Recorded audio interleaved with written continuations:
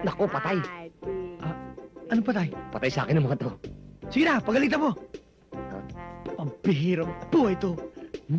Ano ba naman to? Iinom-inom? Hindi naman kaya. Ako, mabuti na lang. Kami dalawa ni Abraham ang pumunta rito.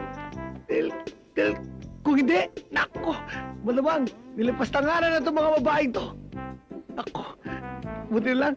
Ay, naku, sa totoo lang, iniisip ko kung paano.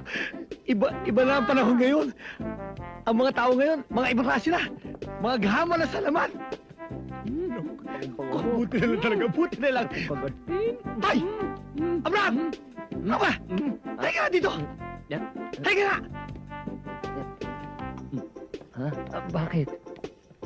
Uy, paano na to? Puro mga lasing yan. Paano sasayaw yan? Ako na. Ako ang bahala. Kaya pang sumayaw ng mga ito. Tingnan mo.